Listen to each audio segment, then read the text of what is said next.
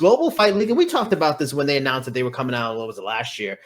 They now, they have the website up. They made some announcement this a couple of weeks ago or last week, and they've announced their roster.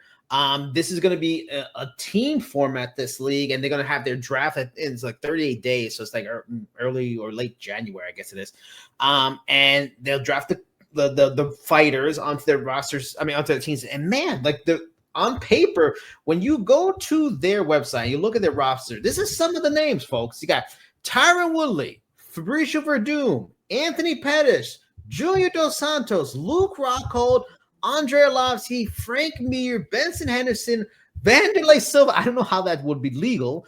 Alexander Gustafsson and Gegard. Like, that's, man, if this is 2018, that is a hell of a lineup. But unfortunately, it's not 2018, 2024. I'm also going to look at some other names. You got Abubakar Nurmagomedov, B. Nguyen, Charles Rosa, Alan Belcher. I didn't even know Alan Belcher's still fighting. That's wild. Yeah.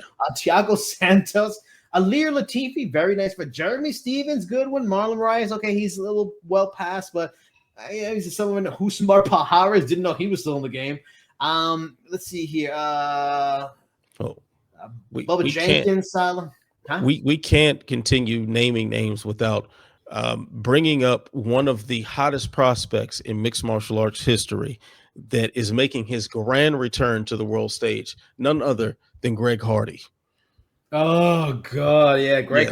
Thanks for bringing him back in our lives. Thank you. Right. We needed that. We got Rafael Carvalho, Pedro Carvalho, Lance Palmer, 2-time PFL champion. Yeah, Bendo's coming back for this. Yeah. Philip McDessie, John McDessie, Yep. Felipe Lind, another PFL champ. Will Brooks, former Bellator champion. I mean, to start a league, yes, some of these guys are just a hard wind, a hard breeze from being knocked down, especially some of these heavyweights like Frank Mir and poor Andre Arlovsky and Fabricio. But Verdum, he didn't fight in PFL because he said he had too much brain damage. Vanderlei Silva was talking about having gaps in his memory and all sorts of brain issues. Which stopped him fighting in Bellator anymore. What are we doing?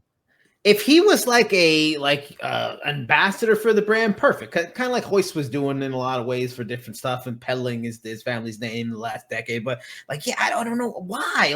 If you watch that Vanderlei Quinn Jackson fight from 5-6 years ago, there's no way. And that was 5-6 years ago. I wouldn't want to even have him as a fighter. That was then.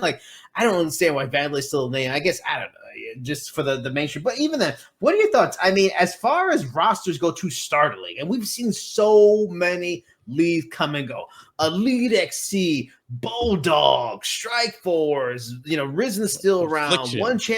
Affliction, one championship's on his last legs. Bellator PFL is looking questionable. All these leagues that come and go. I mean, to start a league, and if that's to a casual fan, you look at that roster, oh shit, Fabricio. I mean, that's a champion. That's a pretty good roster, no? No, it's not. There's one thing when Bellator was putting together these old circus fights, and the idea was to use Fedor and Frank Mir to draw attention to the Pitbull brothers and Chandler or whatever. That had some air of legitimacy, even if it really wasn't, right? This is a total farce. The good news is that none of this is actually going to happen. I predict that this league will have at most 2 events before they implode on themselves.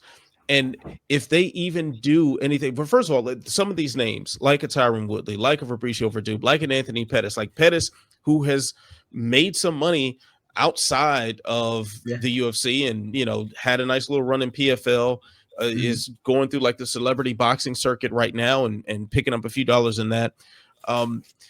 Luke Rockhold, even, who has a modeling career, who has, had a couple of goes at bare knuckle and karate combat. He's got other things he can do.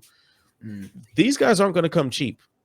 Yeah, sure. Tyron Woodley probably cheaper than he would have been, unless he wants to drop another rap album. Like, I don't know, man. Spotify ain't paying that much. So there are a lot of these guys that will command, some money that I think it's safe to assume that GFL just simply doesn't have to pay. Like, and the return is just not going to be there. How many fans are clamoring to see Andre Arlovski right now? There's a reason why the UFC had him buried on the prelims for the last 7 years or whatever the case was. There's a reason why Alexander Gustafsson just faded into obscurity. There's a reason why Tyron Woodley is begging KSI to fight him, because the demand level is very, very low.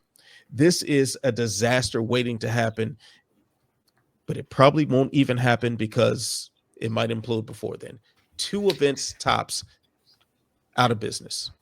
I mean, I do like that they're trying to do the right things, and they're modeling their league at like 50% of the revenue go from an event goes to fighters, and they're doing like 8% into a retirement fund and 2% going towards like health insurance, stuff like that. So I like that they're doing the right things that some of these big leagues should be doing. Everything you said is right. I guess it makes more sense to just load up on a bunch of names, because if they're like, look, guys, you can make half of what we make from the revenue, and good or bad. And maybe that dictates some of what they get paid and stuff like that. Maybe that says, hey, we can't pay you $100,000 a year and make a UFC, but if the event makes $2 million, $3 million, you will get a percentage of that split between all the fighters, stuff like that. So it's an interesting play, and in the end, it puts on the fighters. Like, you guys kind of have to help sell the fight, and if your name value doesn't help bring money, I mean, it is what it is. We gave it a shot.